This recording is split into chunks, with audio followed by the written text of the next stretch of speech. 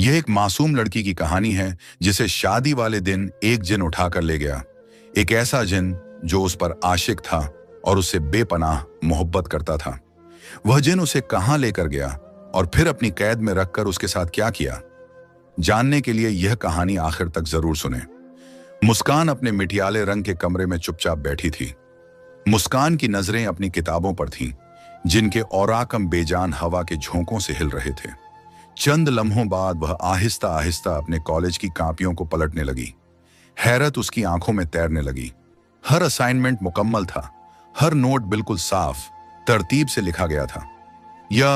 ये सब मैंने तो नहीं किया। मुस्कान की सांसें भारी हो गईं। यह पहला मौका न था, कई दिनों से यही हो रहा था। वह जो पढ़ने बैठती, कॉपियां पहले ही मुकम्मल होती। कभी रात को सोने से पहले दरसी किताबें खुली छोड़ती और सुबह जागती तो किताबों के अंदर नई तहरीरें होती, जैसे किसी ने पूरी रात जागकर उसके लिए काम किया हो।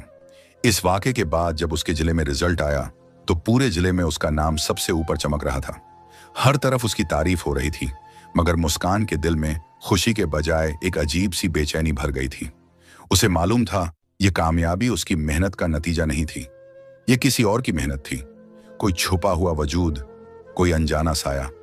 वह बारहा चाहती कि अपने अम्मी अब्बू से कहे कि अम्मी अब्बू, मेरे साथ कुछ अजीब हो रहा है, मगर फिर रुक जाती।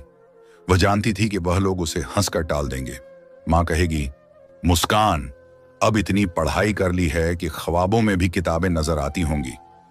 और अब्बू हंसकर माथे पर हाथ मारेंगे, दिमाग पर जोर न दो, दिमाग खराब हो जाएगा। इसी सोच में गुम मुस्कान की आंखों से बेख्तियार चंद आंसू बह निकले। वह इस वक्त अपने आप को हद दर्जा तन्हा महसूस कर रही थी।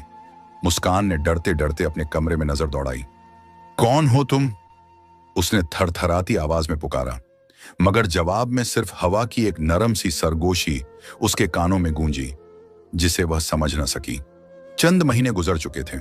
मुस्कान ने आखिरकार अपनी इंटर की तालीम मुकम्मल कर ली थी। जब रिजल्ट आया तो मुस्कान ने अल्लाह का शुक्र अदा किया कि अब उसे मजीद पढ़ाई के बोझ तले दबने की जरूरत नहीं। नहीं अम्मी अब्बू की तरफ से कोई दबाव था कि आगे पढ़ना लाजमी है। चंद ही दिन गुजरे थे कि एक रोज अचानक मुस्कान के लिए रिश्ता आ गया, और रिश्ता भी कोई मामूली नहीं। बड़े घराने से एक सुलझे हुए तालीम याफ्ता लड़के माजिद का रिश्ता।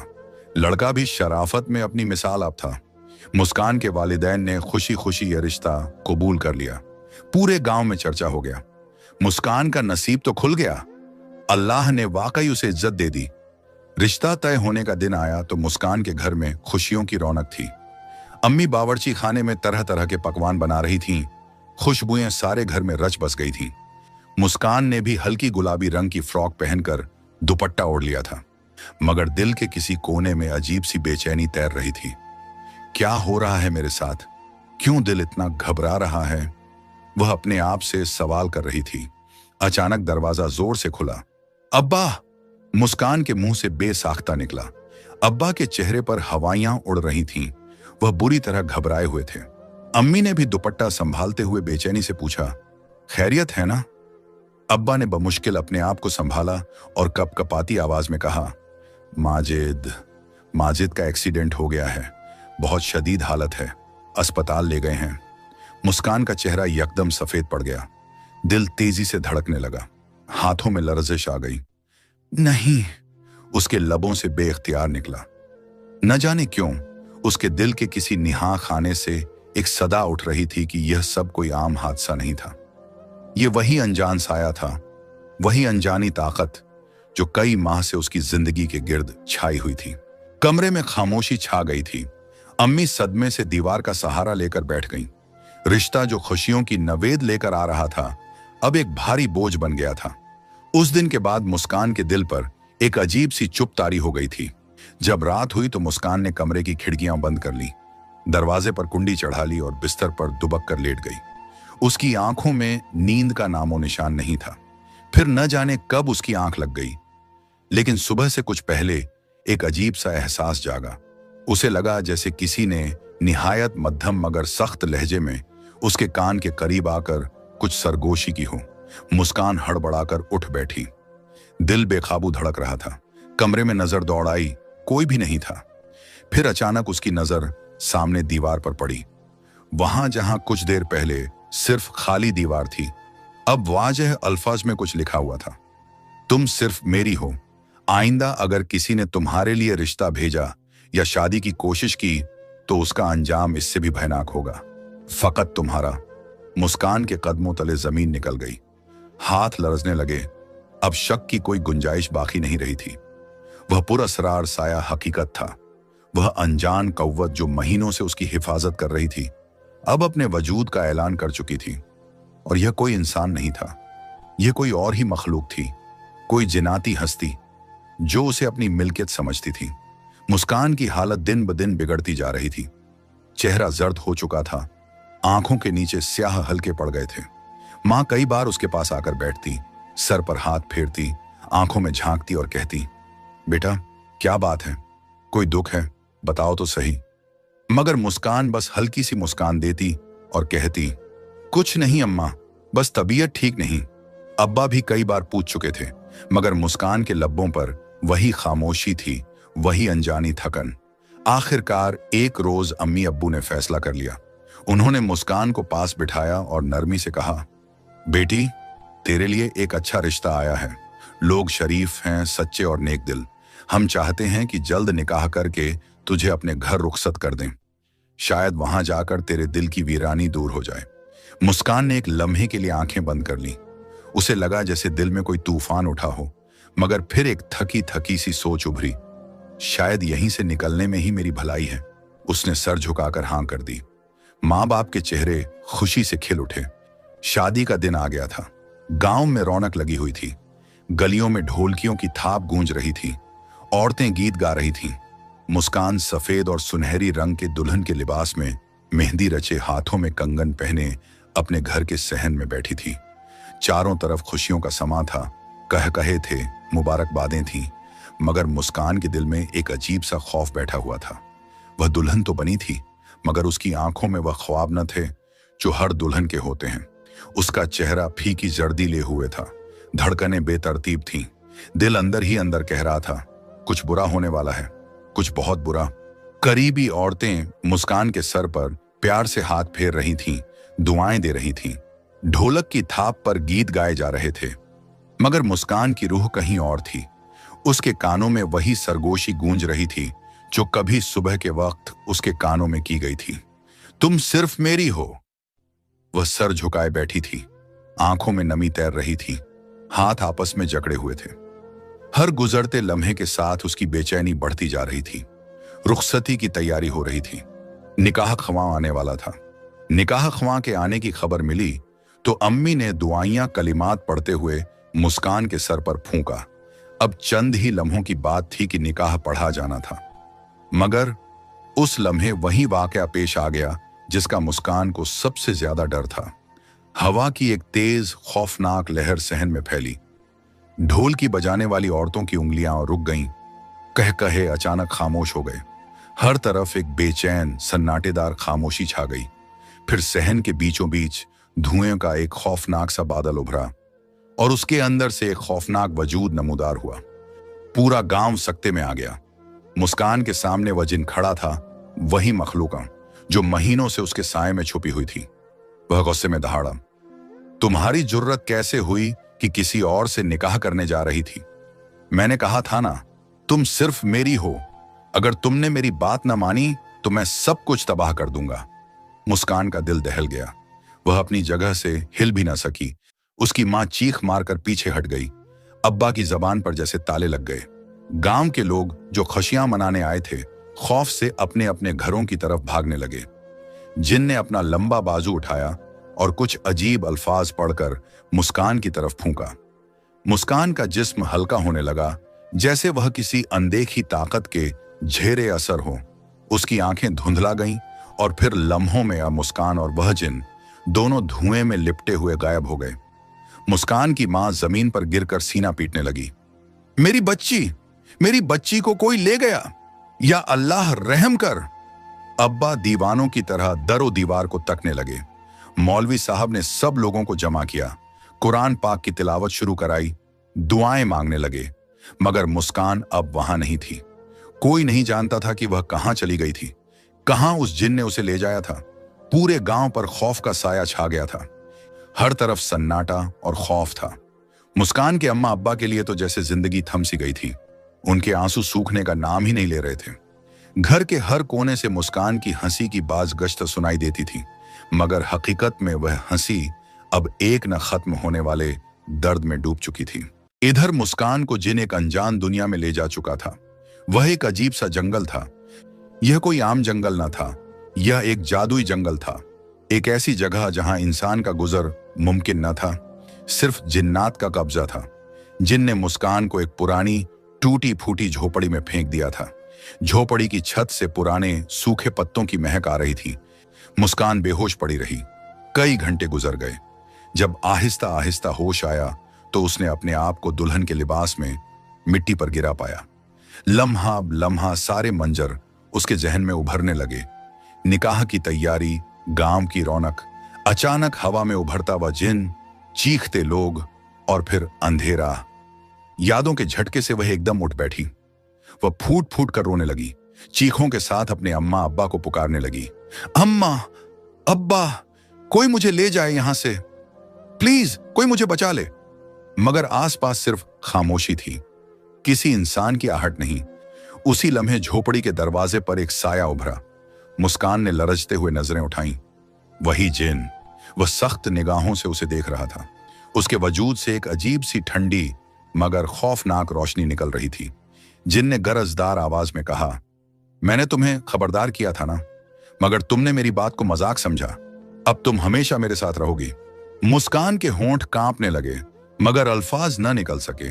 वह सिर्फ सहम कर उसे देखती रही। जिन ने अपना हाथ उठाया, उस पर कुछ पढ़कर फूंका।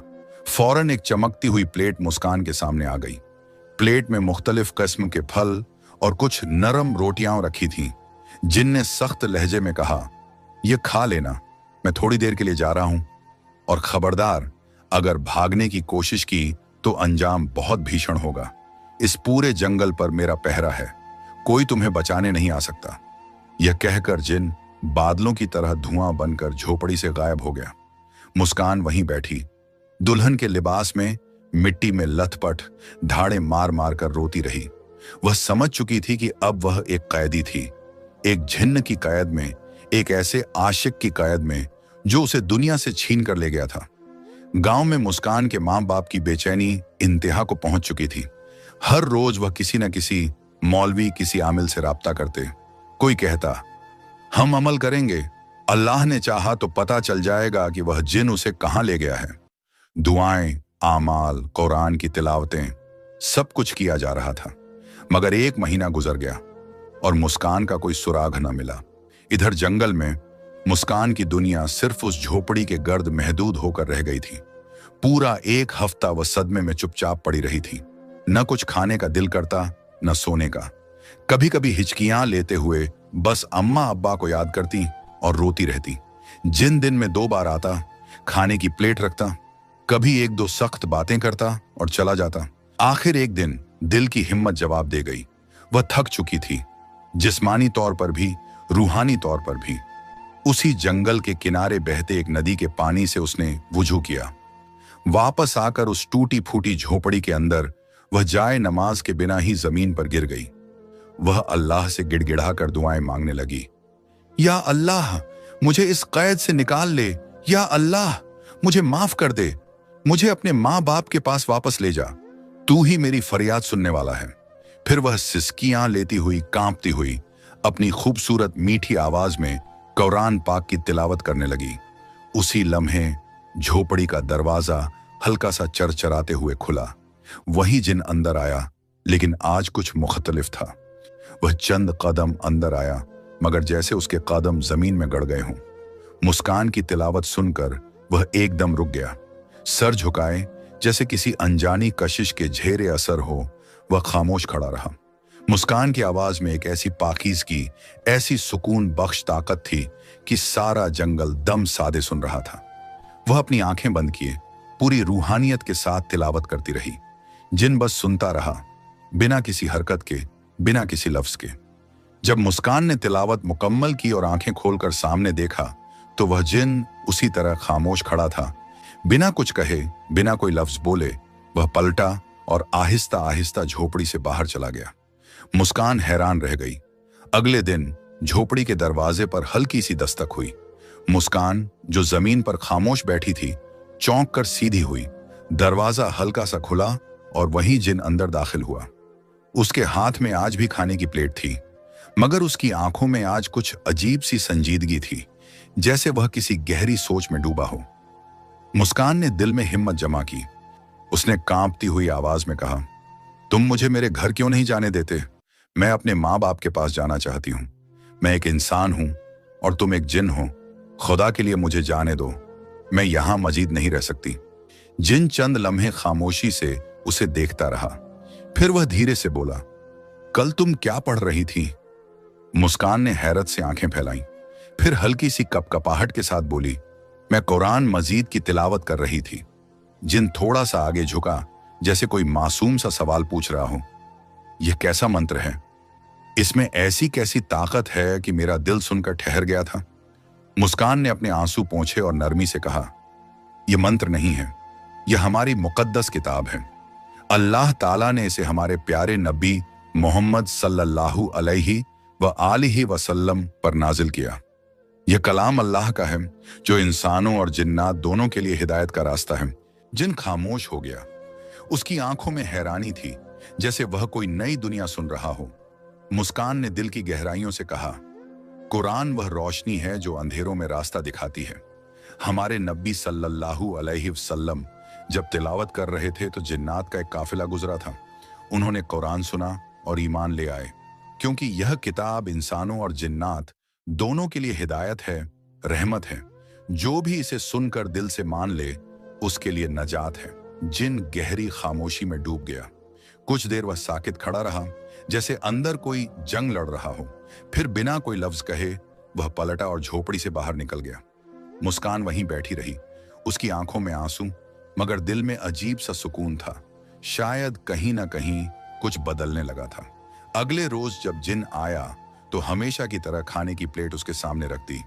मुस्कान खामोशी से खाना खाने लगी। जिन खामोश खड़ा रहा, जैसे दिल में कोई जंग लड़ रहा हो। फिर आहिस्ता से बोला, क्या तुम वह किताब कुरान मुझे दे सकती हो, या बता सकती हो कहां से मिलेगी? मैं भी पढ़ना चाहता हूं। मुस्कान ने हैरत से उसे देखा, फिर धीरे से कहा, यह किताब हर किसी के हाथ में नहीं जा सकती। जब तक तुम मुसलमान ना हो जाओ, तुम इसे हाथ नहीं लगा सकते। जिन ने कुछ पल खामोश रहकर पूछा, मुसलमान बनने के लिए मुझे क्या करना होगा? मुस्कान ने हिम्मत जमा करते हुए कहा, तुम्हें कलिमा पढ़ना होगा कि अल्लाह के सिवा कोई इबादत के लायक नहीं और मोहम्मद सल्लल्लाहु अलैहि वसल्लम अल्लाह के रसूल हैं। मुस्कान की आवाज में यकीन था। फिर वह आहिस्ता से मुस्कुराई और कहा, तुम तो जिन हो, तुम्हारे लिए इल्म हासिल करना आसान था, फिर भी तुमने कभी अल्लाह को पाने की कोशिश नहीं की। जिन ने सर झुका लिया। मुस्कान का सच उसके दिल पर चोट कर गया था। पहली बार उसने अपनी जिंदगी पर नजर डाली। कभी सरकश रहा, कभी लोगों को खौफजदा किया, कभी जुल्म किया, लेकिन आज एक मासूम लड़की की तिलावत ने उसके दिल की दुनिया बदल दी थी। अल्लाह जिसे चाहे हिदायत दे देता है और जिसे चाहे चुन लेता है। आज वह खुश नसीब था और जरिया बनी थी मुस्कान। मुस्कान ने उसे कलिमा पढ़ाया, जिन ने दिल से उसे दोहराया, और यूं वह भी अल्लाह का बंदा बन गया। फिर एक हफ्ते तक मुस्कान ने उसे कुरान पाक की तिलावत सिखाई, दीन की बुनियादी बातें समझाई। जिन खामोशी से, अकीदत से हर बात सुनता रहा। और फिर पूरे जंगल में रहने वाले उसके जैसे और भी जिन्नात थे, जिन्हें वह खुद ले आया। मुस्कान ने सबको कुरान सुनाया, दीन की दावत दी, और पूरे जंगल के जिन्नात ने इस्लाम कबूल कर लिया। जिस जंगल में कभी खौफ का राज था, अब वहां हर रात अल्लाहू अकबर की सदाएं गूंजने लगी। फिर एक दिन वही जिन मुस्कान के सामने आया, आंखों में नरमी, लहजे में शर्मिंदगी। वह बोला, मुस्कान, मैं माफी चाहता हूं। अब मैं तुम्हें तुम्हारे घर छोड़ने आया हूं। मुझे यह झेप नहीं देता कि मैं अल्लाह के हुक्म की खिलाफ वर्जी करूं। मैं अब एक मुसलमान जिन हूं और अल्लाह के बंदे के लिए भी हदूद हैं। मुस्कान की आंखों में आंसू तैरने लगे, मगर यह खुशी के आंसू थे। उसने मुस्कुराते हुए कहा, यह वक्त, यह आजमाइश मेरी जिंदगी का सबसे कीमती वक्त था। मुझे लगा था मैं कैद में हूं, लेकिन हकीकत में अल्लाह ने मुझे अजीम सादत अता की। अगले रोज गांव वालों ने एक अजीब मंजर देखा। मुस्कान सफेद दुल्हन के लिबास में, हल्की सी मुस्कान और भीगी आंखों के साथ अपने घर की दहलीज पर वापस आ रही थी। उसके माँ बाप दीवानावार दौड़े और उसे गले लगा लिया। बेटी, बेटी, तू आ गई। वे रोते जाते, अल्लाह का शुक्र अदा करते जाते।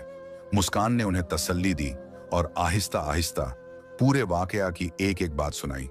कैसे एक जिन ने उसे कैद किया, कैसे अल्लाह ने उसे झरिया बनाया कि वह जिन्नात हिदायत की रोशनी में दाखिल हुए। गांव के लोग साकित होकर सुनते रहे। मौलवी साहब ने आंखों में नमी ले कहा, मुस्कान, तुम खुश नसीब हो। अल्लाह ने तुम्हें मुंतखब किया। किसी की हिदायत का जरिया बनना, किसी दिल को अल्लाह के करीब करना दुनिया की सबसे बड़ी सादत है। वक्त गुजरा।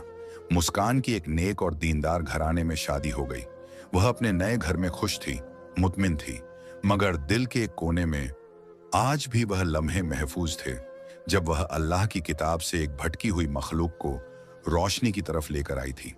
कभी कभी रात के वक्त जब मुस्कान आसमान पर झिलमिलाते सितारे देखती तो दिल में एक खामोश दुआ करती, या अल्लाह, जिसे तूने हिदायत दी उसे हमेशा अपनी रहमत में रख।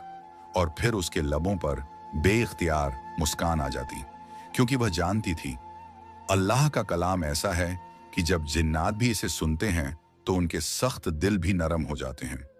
अगर आपको आज का यह वाकया पसंद आया हो तो हमारे चैनल को सब्सक्राइब करें, वीडियो को लाइक और शेयर करना न भूलें।